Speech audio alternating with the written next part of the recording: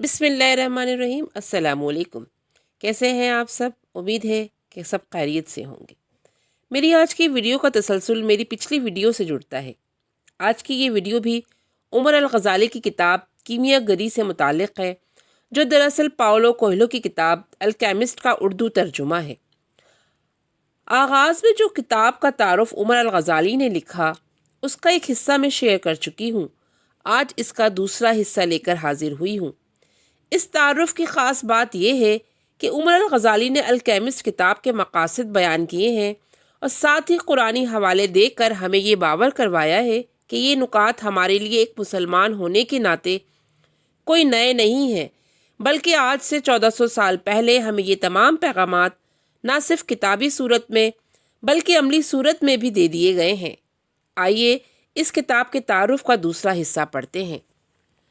قسمت۔ ہم زندگی کے بارے میں بہت ہی عجیب و غریب اور بعید از حقیقت نظریات رکھتے ہیں، جن میں ایک نظریہ یہ بھی ہے کہ ہماری زندگی و موت، رزق، غرض سب کچھ قدرت کے تابع ہے اور ہمارا اس پر کوئی کنٹرول نہیں ہے، اور اس مثبت نظریے کے ہماری زندگی پر بہت ہی منفی اثرات مرتب ہو رہے ہیں۔ قسمت پر یقین کا یہ منفی پہلو ہمیں محنت سے جی چرانے کی ترغیب دیتا ہے۔ بے شک خدا نے سب کچھ ہمارے لیے طے کیا ہے اور ہمارے لیے ایک راہ بھی متعین کی ہے۔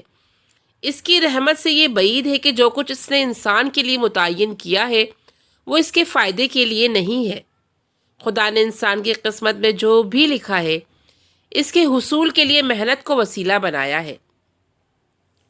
حضور اکرم صلی اللہ علیہ وآلہ وسلم کے پاس ایک روز ایک صحابی نے شکایت کی کہ آپ نے تو کہا تھا کہ ہماری ہر چیز خدا کی حفاظت میں ہے، لیکن آج میں اپنی اونٹنی کو چرتا چھوڑ کر نماز پڑھ رہا تھا۔ جب میں نماز سے فارغ ہوا تو میری اونٹنی وہاں نہیں تھی۔ آپ صلی اللہ علیہ وآلہ وسلم نے ان صحابی سے پوچھا، تم نے اونٹنی کو کوٹھے سے باندھا تھا؟ انہوں نے جواب دیا کہ جب ہر شے خدا کی حفاظت میں تو پھر اونٹنی کو باندھنے کی کیا ضرورت تھی؟ اونٹنی کی حفاظت تو خدا نے کرنی تھی، مگر اس کام کے لیے اس نے کھوٹے کو وسیلہ مقرر کیا ہے۔ حضور اکرم صلی اللہ علیہ وآلہ وسلم نے جواب دیا، اگر اس بات کو مان بھی لیا جائے کہ انسان کی قسمت میں پہلے سے سب کچھ لکھا ہوا ہے تو اس کے حصول کا وسیلہ تو بہرحال انسان کی محنت ہی ہے نا۔ حدیث قدسی ہے، اللہ تعالیٰ فرماتا ہے کہ میں اپنے بندے کے گمان میں رہتا ہوں، وہ میرے بارے میں جیسا سوچتا ہے ویسا ہی اس کے ساتھ ہوتا ہے۔ اگر انسان یہ سوچے کہ قدرت اس کے خلاف عمل پیرا ہے تو ناکامی اس کا مقدر ہوگی، لیکن اس کا ذمہ دار کوئی اور نہیں، وہ خود ہی ہوگا، کیونکہ اللہ تعالیٰ ہر انسان کے ساتھ اس کے گمان کے مطابق سلوک کرتا ہے۔ پاولو کے مطابق جب کوئی انسان کسی کام کرنے کا ارادہ کر لیتا ہے تو کائنات کی ہر شے اس کی مدد کے لیے مصروف ہو جاتی ہے۔ If somebody wishes to do something, the whole universe conspires to make it come true۔ اس امر کی دلیل ہمیں قرآن سے ان الفاظ میں ملتی ہے، فَإِذَا عَزَّمْتَ فَتَوَكَّلْ عَلَى اللَّهِ، اور جب کسی کام کا مصمم ارادہ کر لو تو مجھ پر بھروسہ کرو۔ اس بات کی صداقت کی گواہی ہمیں اپنے روزمرہ زندگی میں ضرور نظر آئے گی۔ دوسروں کی مثال چھوڑیے، خود آپ کی اپنی زندگی میں ضرور ہوا ہوگا کہ آپ کسی بات کا مصمم ارادہ کر لیں تو بظاہر ناممکن کام بھی مکمل ہو جاتا ہے۔ اگر انسان وہ کام کرے جو اس کے میلان طبع کے مطابق ہو تو وہ اس کام سے لطف اندوز ہوتا اور اس میں کمال حاصل کرتا ہے، جبکہ اگر وہ کوئی کام محض مجبوراً کر رہا ہو تو اس کے ساتھ اتنا انصاف نہیں کر سکتا۔ ہمارا نظام تعلیم اس طرح سے ترتیب ہی نہیں دیا گیا کہ طالب علموں میں سوچنے اور اپنے ذہن کو استعمال کرنے کی استعداد پیدا کی جائے۔ ایک مشہور انگریزی مثل ہے، Who has no courage to lose sight of the share can never discover her new horizons۔ مستقبل کی فکر۔ انسان یا تو اپنی ماضی کی کوتاہیوں پر پریشان رہتا ہے یا مستقبل کی فکر میں مبتلا رہتا ہے۔ اس فکر اور پریشانی میں وہ اپنے حال سے غافل ہو جاتا ہے۔ زندگی میں ماضی اور مستقبل کوئی مفہوم نہیں رکھتے۔ ماضی اس لیے نہیں کہ آپ اسے بدل نہیں سکتے، یہ پریشانی آپ کی صلاحیتوں کو دباتی ہے، اگر اس سے چھٹکارا پا لیں تو آپ زیادہ بہتر انداز سے حال میں محنت کر سکتے ہیں۔ ہم مستقبل کا حال اس لیے جاننا چاہتے ہیں کہ آئندہ آنے والے حالات کے بارے میں پیش بندی کر لیں۔ ہم کسی آنے والے واقعے کو پہلے سے معلوم کر لیں۔ ایسا کوئی علم غیب کسی انسان کو اللہ نے نہیں دیا۔ علم غیب صرف اللہ کے پاس ہے، اور کبھی کبھی کسی انسان کو ضرورت کے مطابق یہ علم کسی بھی ذریعے سے عطا کر سکتا ہے۔ وَمَا كَانَ اللَّهُ لِيُطْلِعَكُمْ عَلَى الْغَيْبِ وَلَكِنَّ اللَّهَ يَجْتَبِي مِن رُّسُولِهِ مَن يَشَاءُ۔ یہ اللہ کا طریقہ نہیں کہ تم کو غیب کے بارے میں مطلع کر دے۔ غیب کی باتیں بتانے کے لیے تو وہ اپنے رسولوں میں سے جس کو چاہتا ہے منتخب کر لیتا ہے۔ اور پھر اگر آپ آنے والے واقعے کو بدل سکیں تو پھر اس کا مطلب ہے کہ یہ واقعہ ہونے والا ہی نہیں تھا، کیونکہ جو اللہ نے کرنا ہے وہ کسی بھی مخلوق کی طاقت سے باہر ہے کہ اسے بدل سکے۔ تو پھر سوال پیدا ہوتا ہے کہ اگر ہم کسی شے کو بدلنے کی صلاحیت نہیں رکھتے تو پھر اللہ تعالیٰ انسان کو کبھی کبھار بھی ہمیں اس کے بارے میں پیشگی علم کیوں دیتا ہے؟ پاولے کے مطابق اللہ تعالیٰ انسان کو مستقبل کے اس واقعے کے بارے میں آگاہی دیتا ہے جس کو اس نے لکھا ہی اس ارادے سے تھا کہ اس کو بدل دے گا۔ اللہ تعالیٰ ہمارے مستقبل میں آنے والے واقعات کے نشان ہمارے حال میں رکھ دیے ہیں۔ اگر ہم محنت کریں تو ہمارا حال بدلے گا اور پھر یہ نشانیاں بھی بدلیں گی، اور اس طرح مستقبل خود بخود بہتر ہوتا جائے گا۔ لیس للانسان الا ما سعی، یعنی راز صرف اور صرف حال میں ہے۔ اپنی صلاحیتوں پر اعتماد۔ انسان کے اندر خدا نے کتنی صلاحیت رکھی ہے، اگر انسان کو اس کا صحیح ادراک ہو جائے تو ہر انسان محیر العقول کارنامے انجام دے سکتا ہے۔ یہ ہمارے نظام تعلیم کی خامی ہے۔ بہت کم لوگ اس سے گزرنے کے بعد اپنی صلاحیت کا احساس کر پاتے ہیں۔ لیس براؤن کو پیدائشی ذہنی معذوری کی وجہ سے والدین نے یتیم خانے میں داخل کروا دیا۔ اس کے استاد نے اسے ہمت دلائی اور اس میں آگے بڑھنے کی لگن پیدا کی۔ اس نے براؤن سے کہا، کسی اور کی تمہارے بارے میں رائے تمہاری صلاحیتوں کو متعین نہیں کر سکتی۔ تم نے خود اپنی راہ متعین کرنی ہے اور لوگوں کی اپنی بارے میں رائے کو غلط ثابت کرنا ہے۔ استاد کی ہمت افزائی سے براؤن میں آگے بڑھنے کی لگن پیدا ہوئی اور اس نے اعلیٰ تعلیم حاصل کی اور ماہر تعلیم اور ٹرینر بن گیا۔ آج امریکہ میں اس کے پائے کا ماہر تعلیم کوئی اور نہیں ہے۔ وہ $2000 فی گھنٹہ معاوضہ وصول کرتا ہے۔ اگر آپ ان کامیاب افراد جو کسی بھی استطاعت میں دنیا کی تاریخ پر اثر انداز ہوئے کی زندگی کا مطالعہ کریں تو آپ کو احساس ہوگا کہ ان میں سے ہر شخص، چاہے وہ قائد اعظم ہو یا کوئی اور مشہور عالمی رہنما یا پھر نبی کریم صلی اللہ علیہ وآلہ وسلم کی مثال لے لیں، ان میں سے ہر شخص نے جب جد و جہد شروع کی تو وہ تنہا ہی تھا، اور ہر وہ شخص جو کوئی نئی ایجاد کرنے میں کامیاب ہوا، آغاز میں اسے بھی لوگوں کی استہزاء کا نشانہ بننا پڑا۔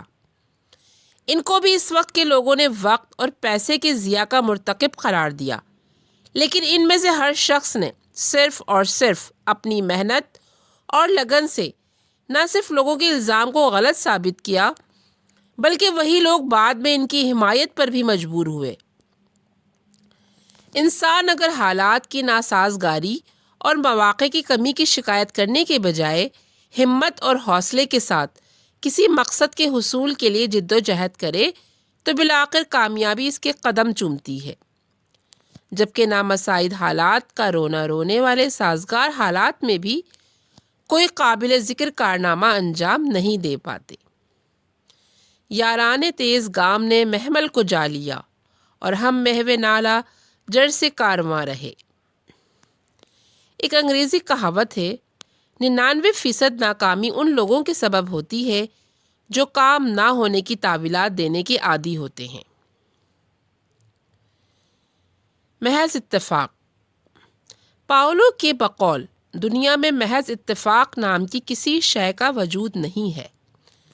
سب کچھ خالق کائنات کی طرف کی منصوبہ بندی کے مطابق انجام پاتا ہے۔ بعض اوقات آپ کو اپنی محنت کا صلہ نہیں ملتا اور آپ مایوسی اور قنوطیت کا شکار ہو جاتے ہیں، لیکن کبھی آپ نے غور کیا ہے کہ آپ جس واقعے کو محض اتفاق قرار دے کر نظر انداز کر دیتے ہیں وہ شاید آپ کی اس محنت کے صلے میں واقع ہوا ہے جس کا نتیجہ اس وقت نہیں نکلا تھا۔ اللہ تعالیٰ رحمان الرحیم اور عالم الغیب ہے، اسے معلوم ہے کہ آپ کے لیے کیا چیز کس وقت درست ہے، اس لیے وہ آپ کی محنت کا صلہ تھوڑی دیر کے لیے مؤخر کر دیتا ہے، اور آپ کو اپنی محنت کا صلہ چاہے دیر سے ملے ملتا ضرور ہے، اور پھر دیر بھی آپ کے معیار کے مطابق ہے، جبکہ اس کے مطابق یہی صحیح وقت تھا۔ شہرائے آفاق کتاب the power of positive thinking کے مصنف کے مطابق قدرت ہمیشہ مساوات کے اصول پر عمل کرتی ہے، کبھی انسان کو اس کی محنت کا صلہ فوری طور پر نہیں ملتا اور کبھی اس کو اس کی محنت سے زیادہ مل جاتا ہے۔ محنت پاولو کے مطابق اکثر انسان مقصد کا ادراک حاصل کر لینے کے باوجود اس کے حصول کی جدوجہد نہیں کرتے، کیونکہ وہ ناکامی سے خوفزدہ ہوتے ہیں، مقصد کے حصول کے لیے درکار محنت سے جی چراتے ہیں، مقصد کی صداقت پر غیر محکم یقین کا فقدان ہوتا ہے، ناکامی کا خوف و اپنی صلاحیتوں پر اعتقاد کی کمی انسان کو مقصد کے حصول کی کوشش سے دور رکھتی ہے۔ محنت کامیابی کے لیے بنیادی شرط ہے۔ اللہ تعالیٰ انسان کی مدد اس وقت کرتا ہے جب وہ پہلے اپنی استطاعت کے مطابق بھرپور محنت کر لے۔ فرمان خداوندی ہے لا یغیروا ما بقوم حتی یغیروا ما بانفسہم۔ اللہ تعالیٰ نے آج تک اس قوم کی حالت نہیں بدلی جب تک وہ اپنی حالت کو خود نہ بدلیں۔ کامیابی صرف یہی نہیں ہے کہ آپ منزل پر پہنچ جائیں، اگر منزل سے کچھ پیچھے بھی رہ جائیں اور آپ بغور جائزہ لیں تو آپ اس سفر کے دوران کئی اور منازل حاصل کر چکے ہوتے ہیں جو بجائے خود ایک کامیابی کا درجہ رکھتی ہیں۔ ہر انسان یہ صلاحیت رکھتا ہے کہ ہر اس چیز کو حاصل کر لے جس کا وہ ارادہ کر لے۔ اللہ نے کسی بھی کامیابی کے حصول کے لیے محنت کو وسیلہ مقرر کیا ہے،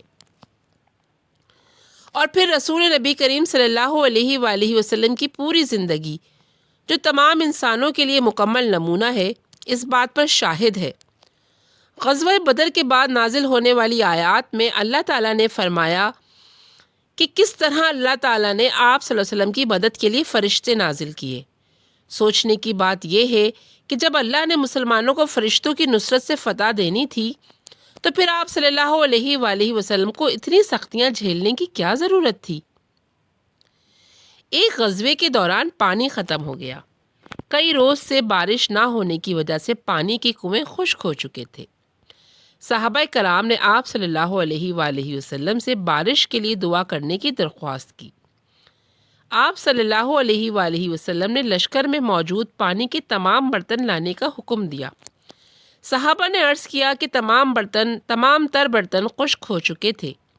آپ صلی اللہ علیہ وآلہ وسلم نے حکم دیا کہ پھر بھی پانی کے تمام برتن اور مشکیں آپ کے سامنے لائی جائیں۔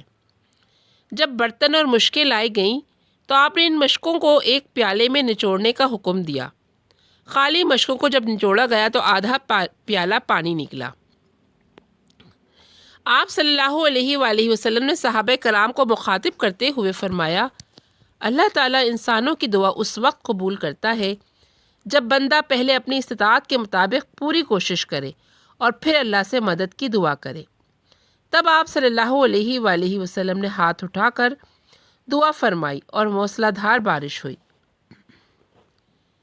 انسان کی زندگی کا مقصد سمجھنے سے قبل زندگی کی حقیقت سمجھنا ضروری ہے۔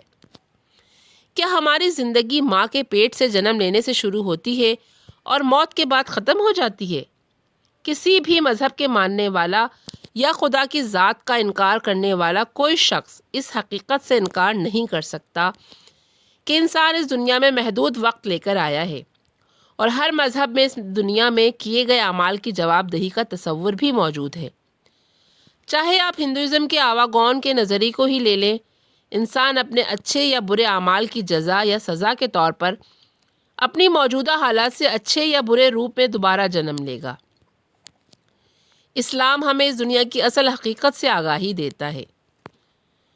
دنیا میں ہر انسان کو ایک محدود زندگی عطا کی گئی ہے، جس کے اختتام پر ہر انسان اپنے خالق کے سامنے حاضر ہوگا، جہاں اس کے سامنے دنیا میں کیے جانے والے اس کے اعمال رکھے جائیں گے، اور ان اعمال کی بنیاد پر اس بات کا فیصلہ کیا جائے گا کہ وہ جنت پہ واپس جائے گا یا پھر دوزخ اس کا ٹھکانہ ہوگی۔ اس کا مطلب یہ ہوا کہ دنیا محض انسان کا عارضی ٹھکانہ اور مقام آزمائش ہے، اور کوئی بھی ذی شعور انسان اس بات سے انکار نہیں کر سکتا کہ وہ کسی بھی ایسی جگہ جہاں وہ بہت تھوڑے وقت کے لیے آیا ہے، وہاں وہ کوئی بھی ایسا کام نہیں کرے گا جس سے یہ احساس ہو کہ وہ یہاں ہمیشہ رہے گا، یا پھر جس سے اس کے وہاں آنے کا مقصد ہی خطرے میں پڑ جائے۔ مثلا بھاولپور سے تعلق رکھنے والا ایک شخص اگر پڑھائی کی غرض سے لاہور جائے تاکہ اچھی تعلیم حاصل کر کے اپنے مستقبل کو سنوارے، لاہور میں وہ صرف اتنا سامان جمع کرے گا جتنا کہ اسے اپنے مختصر قیام کے لیے ضروری ہے۔ وہ اپنے لاہور میں قیام کے دوران وہ کوئی ایسا کام نہیں کرے گا جس سے اس کے مقصد پر اثر پڑے، اور نہ ہی وہ لاہور میں مستقل جائیداد بنانے میں مگن ہو جائے گا۔ کوئی بھی ایسا اقدام جو مستقل نوعیت کا ہو وہ اس جگہ پر کرے گا جہاں اس کا مستقل قیام ہو۔ تو پھر عقل مندی کا تقاضا یہ ہے کہ ہم اس دنیا کے لیے بھی اتنی ہی محنت کریں جتنا کہ ہم نے اس دنیا میں رہنا ہے۔ اس دنیا کی زندگی آخرت کے مقابلے میں اتنی مختصر ہے کہ اس کی آخرت کی زندگی سے کوئی نسبت تناسب ہی نہیں ہے۔ اس زندگی میں انسان کی اوسط عمر جاپان میں دنیا میں سب سے زیادہ یعنی 90 سال ہے، جبکہ آخرت کی زندگی کبھی ختم نہ ہونے والی ہے۔ عقل کا تقاضا ہے انسان اخروی زندگی کو زیادہ اہمیت دے اور دنیا کی عارضی زندگی میں وہ کام کرے جو اخروی زندگی میں کامیابی کا باعث ہوں۔ انسان کے عارضی مقاصد اس کے اصل کامیابی میں ممدو معاون ہونے چاہیے۔ یہ تھا اس کتاب کا تعارف۔ یقیناً آپ کو بھی پسند آیا ہوگا کہ عمر الغزالی نے کس طرح قرآنی دلائل دے کر ایک مسلمان کو جگانے کی کوشش کی ہے۔ اگر آپ کو ویڈیو پسند آئی ہو تو پلیز اسے لائک اور شیئر ضرور کیجیے گا، میرے چینل کو سبسکرائب کیجیے۔